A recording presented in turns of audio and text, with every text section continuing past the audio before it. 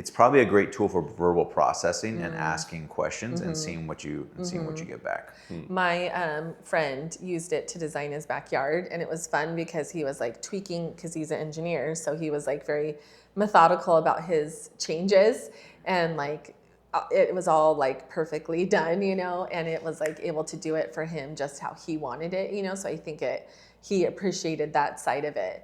I want to ask you about AI free versus AI paid. How there's a lot of these options where you can pay to have like a pro or an upgraded version. Can you talk about that? Yeah, I first want to talk about how many people are resistant to paying for the AI thing, which to me, first of all, I understand. Second of all, it's ludicrous, it's silly, it's laughable. Like, you could pay $20 a month to have your own personal assistant, to have something, like have access to all these tools. And it's like, honestly, my wife is coming to mind right now, because we've been in the car before, and she's trying to like look up results for blood work, and I'm telling her, I'm driving, I'm like, just screenshot it and upload it to ChatGPT. I only have the free version. I'm not paying for the, I'm not doing the paid one. I'm like, you use this thing all the time. Like you can like make your life easier on you, And anyways, in a nutshell, paid versions are, they are, actually, this is a really good subject. So first of all, they are invaluable to people that are attempting to use them.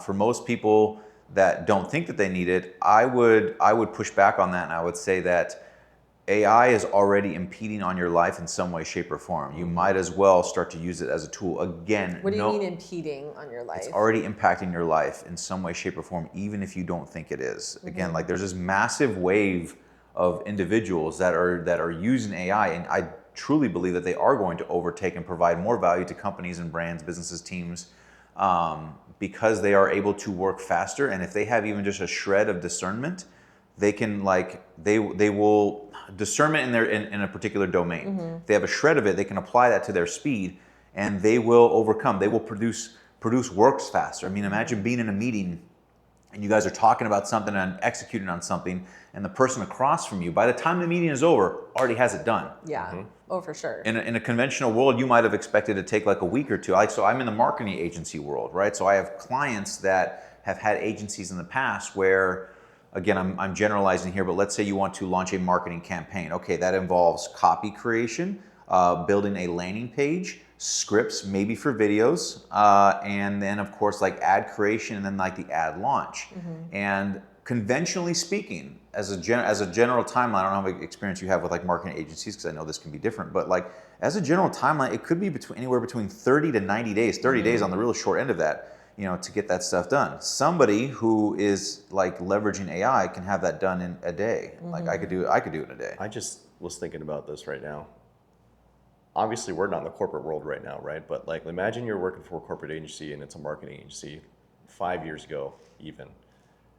How it's kind of like I would assume it's kind of an unspoken thing where people are starting to use AI more and more. And like, how is the CEO of that business looking at their employees? How awkward, and you know what I'm saying? Like, are they looking now at their employees like, man, okay, so I know secretly or not secretly, people are starting to use AI more to what you just said, become more efficient, you can get that stuff done in a day.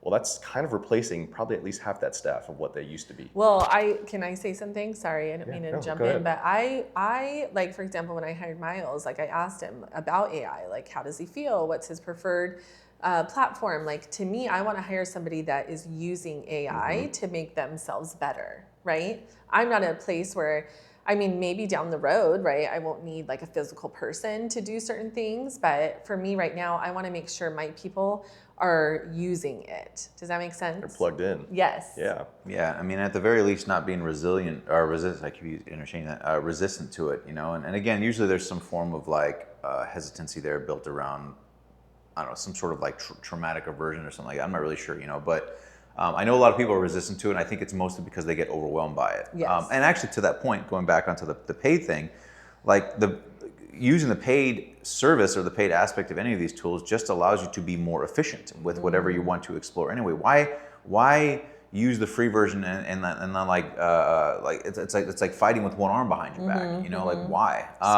And again, it's I understand nobody wants to like add another subscription to it, but you'll gladly pay $10 a month for like Spotify to like listen to some music, or it's like have this tool now that makes your life a lot Let's go easier. back to, okay, so let's go back to we're all kind of all similar ages when dial-up internet was around, right? So everybody was excited to use the internet. But what is so different from that compared to now wanting to use AI? Is it because the term AI, artificial intelligence? That makes people hesitate. Yeah. Do you think that's like, what is that? Because back in the day, we all wanted to use the internet. We wanted to get on. We have Instant email. message. Yeah, instant message. You said AOL. Yeah. You know, like The dial-up sound. yeah, and then became, you know, then the term was like, oh, Google it. Yeah. You know, Yeah. whatever. So what Yeah. is that what is that blockade? Yeah, honestly, it's a couple of things. One is that it's very real now. Like it's very real. I think people are like, oh my God, like I can't, you know, like this is. They're able to touch it. They're able to like even just the free version, like they're able to like use it, and whatnot, right? I think the other aspect of this is probably because they didn't grow up watching movies about the internet killing them and taking over the world. It sounds funny, but like a lot of people Like are you afraid and of I do. yeah, a lot of people are afraid of sharks because of the movie Jaws. Yeah, But yeah. like in the same way, like people watching the Terminator Yeah. movies, like the Judgment Day is here. Yeah. You know, the apocalypse, technology, the Matrix. You know, I would like, say just believe in Jesus and you'll be okay. I think there's actually a lot of truth to that. Yes. To be honest. But yes, I Yeah. think there's a lot of truth to that Yeah. side too, right? Like we could go down a whole rabbit hole. Yeah. Yeah. So I think it's again I've never really answered that question Yeah. that way before about like the movies, but I honestly believe that Yeah. a lot of our perception is built around like Hollywood and our perceptions of these for things. sure. Telling a vision, right? Yeah, Television. the AI is going to take over. You know, the Yeah. AI is going to take over, and I mean, again, I would love to say that AI is not going to do that. I genuinely do worry for some of the world that is not sophisticated enough to use these tools because they can just. I'm one like I consider myself to be sophisticated, and I still surround myself with people that are what I consider to be like on higher echelons, Yeah. you know, above me, and Yeah. I'm like, man. Yeah. So I want to ask you, what are some of the coolest things you've used AI for?